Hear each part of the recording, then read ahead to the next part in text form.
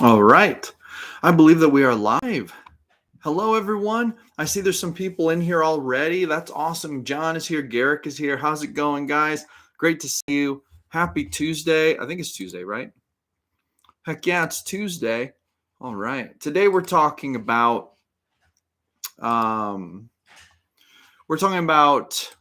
the balance between reverence and comedy in your D&D games.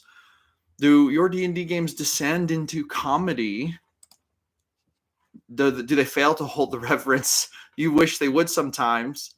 That's the question we're going to talk about. I'm getting the caffeine going today.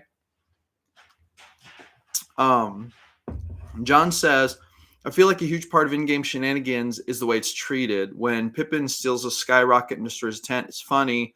There's a one-liner and comical music afterwards. When he drops a corpse down a well in Mariah, it's a tragedy because he gets scolded and we immediately hear the Goblin War drums. Yeah, that's actually really true. The way it's treated is really important. So I once heard, and I'm not quite sure where I heard this. It might have been on a YouTube comment, or I might have been reading a blog post. I've heard this quite a while ago. But a GM I was reading their basically some tips, and they said all too often players will basically make it funnier than the GM intends, pretty much always. So add players to the mix and they're going to bring a certain amount of comedy. So the GM should always kind of try to be pushing for reverence, try to be maintaining, sort of a decorum, keeping it suspenseful, keeping it scary. The GM should always be pretty much taking it seriously because the players will provide more than enough comedy to make everyone laugh from time to time and add that funny aspect to the game. And I feel like I have always been of that mind. It was kind of my job to bring a spectrum of different things. There's a little seriousness here. There's a little reverence here. There's an emotional, sentimental part here, right? But the comedy part is that my job? Well, I might actually maybe once per session deliver a one-liner from an NPC or something funny will happen. Sometimes just what the NPCs decide to do is seen as funny by the players because it's really ridiculous. In my core group right now, one of the players has a statue that once per day they can basically summon a changeling. And so this changeling appears and it goes invisible and then it walks around and does things. Like there were some soldiers basically, being a what do you call it? They were escorting the player because the player was. It's a long story, but the player is disguised as a princess and is like an imposter, basically pretending to be the princess in this castle. It's kind of a long story, but the guards were escorting her to a meeting, and her changeling his changeling. It's a he, but he's disguised as a princess. The changeling was running around and guards were tripping on it and looking around because they couldn't see it. And it was basically tripping the guards just to be funny. So that wasn't I didn't do that to be funny. That's just what the changeling was doing, but it was funny, right? So sometimes funny things happen. So long story short, I think that as a GM, it is mostly up to us to say, okay, what kind of mood do we want in the game? What kind of emotions do we want in the game? And then to do those things and to place comedy as a lower priority, because the truth is that players will inevitably make jokes. They're going to laugh. They're going to do funny things, right? And there's going to be in-game shenanigans, which I want to talk about in a minute. Right now, I want to encourage everyone, if you're watching, first of all, thank you. It's awesome to join you on my coffee break today. Secondly, drop your ideas for this in the chat because I would like to read them.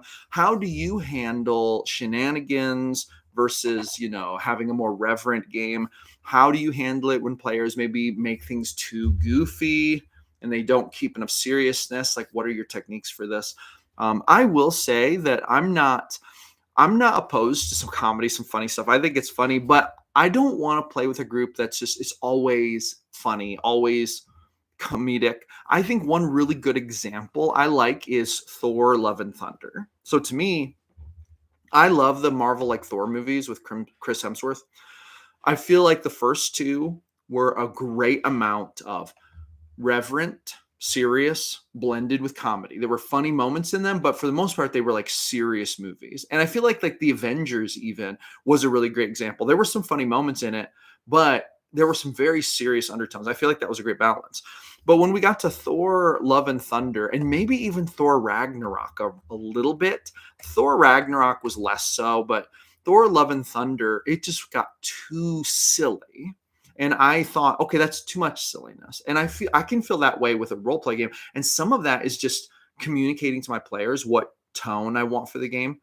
And that's not to mean I want to restrict comedy. It's just to say that, okay, this is the tone I'm looking for. If you're not looking for that kind of tone, we might not actually be compatible to play.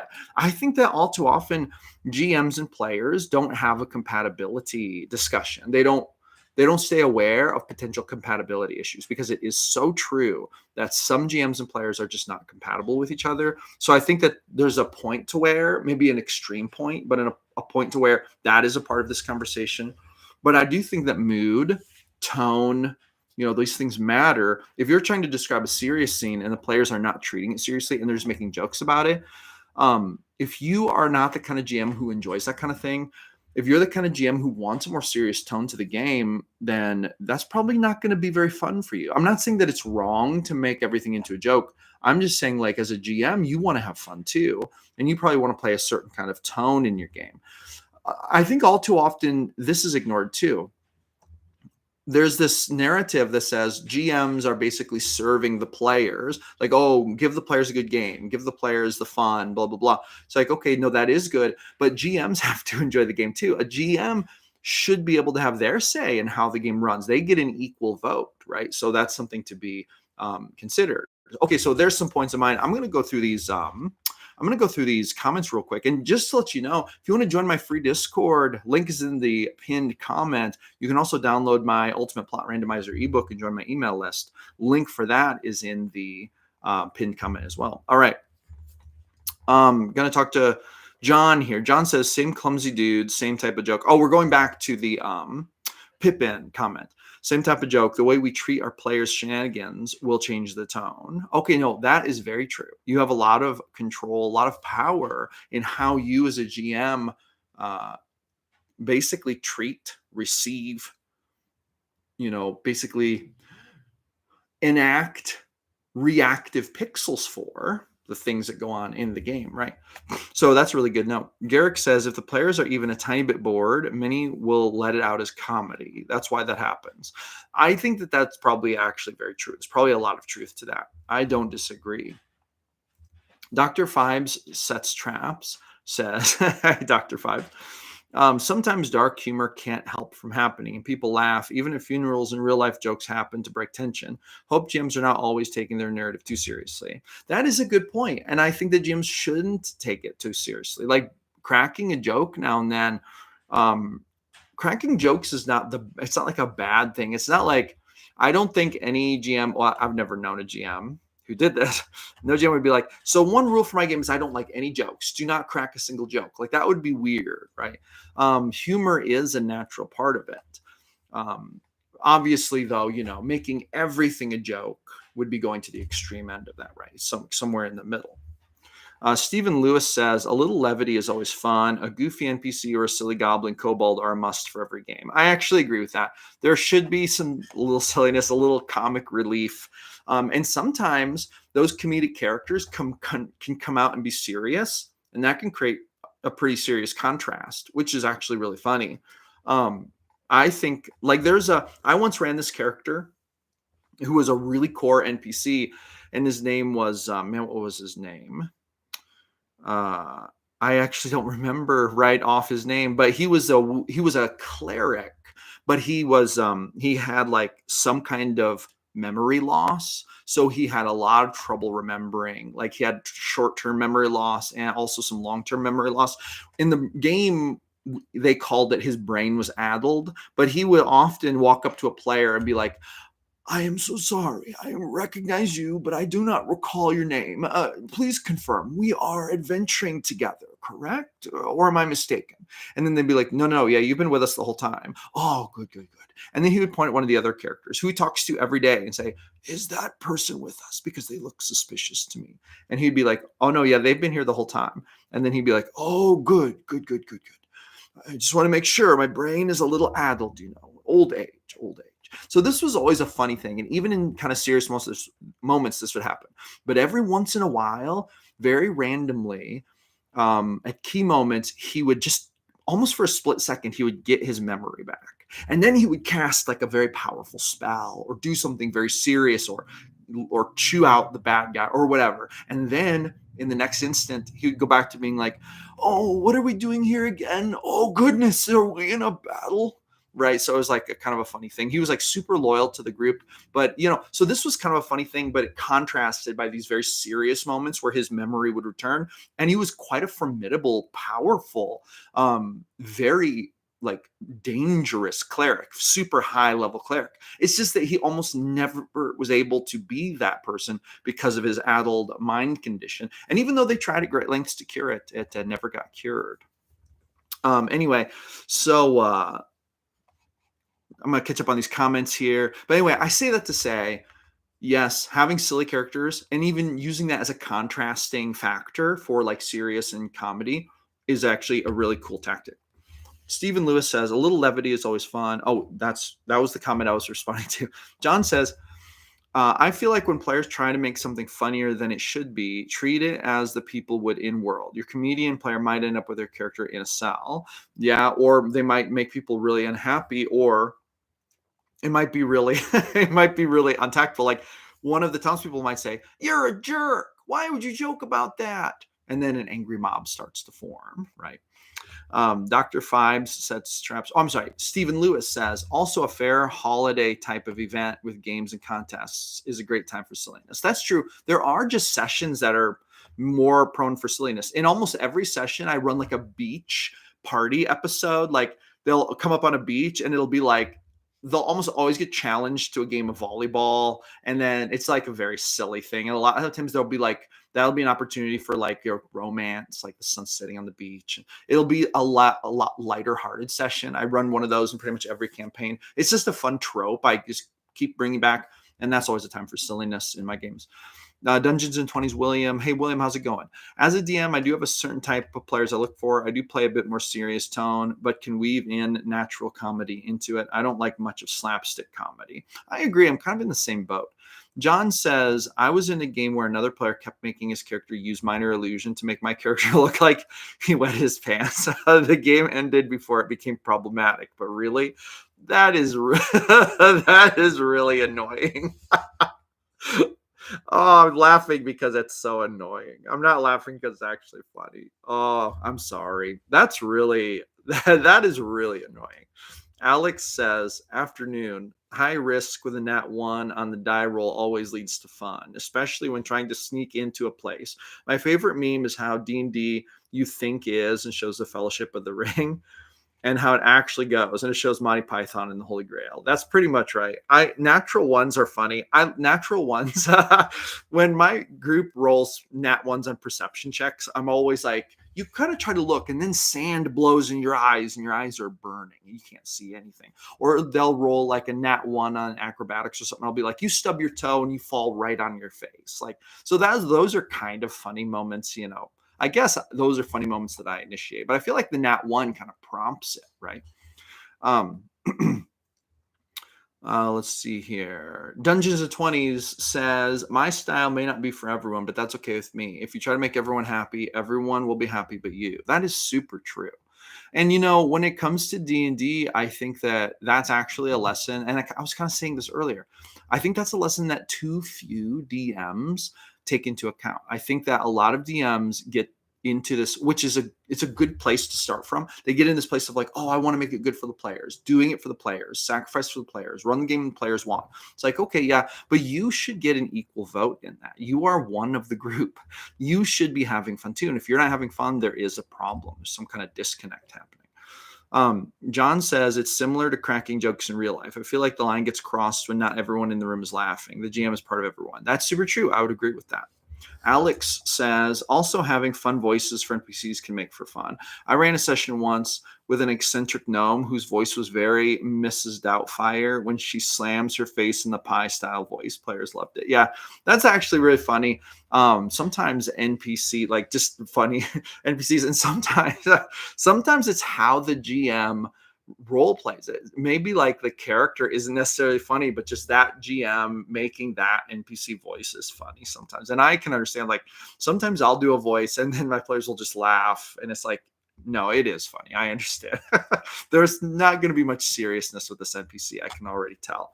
Dr. Fibes sets traps, says loving the contrast references as well. Yeah, I think contrast is really important. In fact, one of my favorite tactics is to contrast wholesomeness with dark and gritty. Like, I like to set up dark moments with wholesome moments. So it'll be like, oh, there's the cute kitten. It does a cute thing. Oh, the NPC says a wholesome thing. Oh, it's a happy day. You know, oh, there's pie. Oh, let's eat the pie. And then they go out and it's like, you know, enemies heads on pikes, blood dripping down.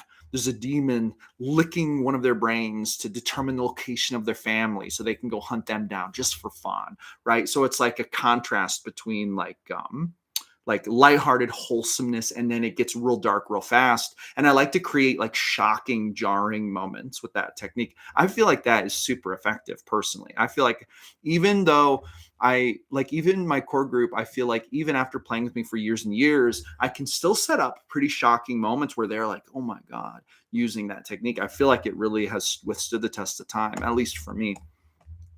John says, this is, of course, assuming that everyone is emotionally mature enough to not be offended at everything, like so many unfortunately are today. That's a good point. Okay, so there's like, that's a spectrum, right? There are really hard people to offend who just seem like they can't really be offended. They're pretty chill. No matter what you say, there's like, oh yeah, oh wow, whatever. And then there's like very highly offended people where pretty much anything that contradicts what they think or believe, even if it's a joke or even if it's not serious or even if it's non-consequential, they get like offended and they take it personally and they have like an emotional reaction to it. I will admit, those people who are highly like reactive, who are really easily offended, those types of people are hard to do anything with. It's hard to play D&D with people like that because it's like, okay, you know, we are playing a collective collaborative game, and there's going to be a lot of like different things happening. And you know, I can understand, you know, it's all very subjective, but I can understand some people getting offended if the GM is maintaining an overarching tone about something that is opinionated, and then they're pushing that narrative on the group, making it true, right? Rather than just presenting it as like an opinion of an NPC or the opinion of the big bad, without giving neutral, fair, open-minded, I would say, awareness to the players that not everyone is going to think or believe the same. This is very problematic and it's oppressive. So for example, if we were playing a game where the GM was like, yo, in my games, you know, killing is wrong. It's wrong. You know, you capture monsters, not kill them. And then my character is like, well, my character doesn't believe that. And then GM is like, no. In my game, like, your character has to believe that. It's like, that is weird and oppressive to me, right? But if in game there is a king who basically says, I have outlawed all killing is outlawed, and then the GM keeps a distance, like creates a distinction between themselves and that king, that's different, right? That's a whole different thing. And so players getting offended at in-game things and not making it personal toward the GM, I don't have a problem with. This actually creates drama and is fun. Where you run into a problem is where the players see the GM as pushing that narrative and then getting mad at the GM about it, or getting offended at other players, their characters are doing certain things, and they goes out of game. That gets problematic for me. If people take things out of game too much, it's like, I don't know, it's not going to be very functional. That turns in-game drama, which is fun, into real-world drama, which is not fun. I don't like real-world drama. John says, or I'm sorry, I already read that. Garrick says that would be a real pisser. I think is what he says. John says, it was just childish, the wet pants thing. I came to play D&D, not enter a playground insults contest. Yeah, that's true. Derek says some people are nothing but triggered. That's true. So here's another thing. In my core group, they're no strangers to party conflict, like PvP conflict. And so I've seen this happen more than once. And some of it happened in the early days. There was a time when all of my core players, when they first started playing together, they had to like figure out the boundaries. There were a lot of in-party character deaths. Like basically if one character acted in a way that the other characters didn't like, they'd be like, let's take this guy out. Let's make him roll a new character. We don't like this character. Literally in the middle of the night, stab him with swords and kill him. And it's like, okay, roll up a new character. We didn't like that one. Like that's how it's always been at my core group table.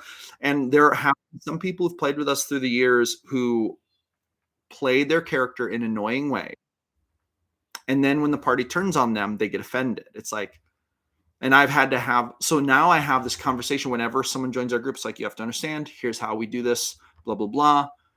You know, they're only going to be so nice. Their characters are only going to tolerate so much from your character. You know, just so you know, it's a self-equalizing system. That's kind of hard. Can make people's feelings get hurt, but it is what it is. I don't necessarily disagree with that system. I kind of think there has to be a self-regulatory system. With that being said, that same system could be used to bully other characters, right? Characters could bully other characters, single them out. Thankfully, my core group doesn't do this. I would not be okay with groups who did that. But see, that's different from a system self-regulation where a group of players eliminates a character who is problematic to the group in the spirit of, hey, it's not personal. We're just getting rid of this character because it's not working out. Maybe create a character who doesn't rub all of us the wrong way, kind of thing, right? So there's like, those are kind of two different things. John says, I feel like a line gets crossed when a player is monopolizing attention and or undercutting serious moments. It's a collaborative story game, not your personal comedy stage. Yeah, no, that's super true. I one time had a player do that in a game, and it was really frustrating. We'd be having like this epic moment where like someone was giving like a speech to the group, or like those kind of epic moments. And then a player would just be like, I'm going to walk over to the wall and punch it and see if there's anything inside of it. It's like, what are you doing? Like, why are you doing this? I've had players do that, and that's very hard. That's very hard to navigate. Alex says, session 0 is like with everything, help with knowing what everyone's lines and boundaries are and how far comedy and setting the tone. Have also done a few one-shots. I tell players this will be a giggle session, so have fun with it. Yeah, no, that's very fair. Session 0 is really important with new players, and establishing those kind of like ground rules is really important for new players. But anyway, with that being said, I believe that I have said everything that I have to say about this, balancing reverence with comedy. And I think we've covered a lot of really good ground. We're coming up on 25 minutes, so I think I'm going to call that it for today. Get back to work. Thank you all so much for hanging out with me for this afternoon coffee session. I will be back tomorrow at 1 p.m. Central Standard Time for another coffee break. I really appreciate everyone who shows up and hangs out with me to these. Thank you so much for spending time. Roll some D100s for me at your next session. James Bennett, peace be with you as well. Thank you so much. And have a great afternoon. I'll talk to you all soon.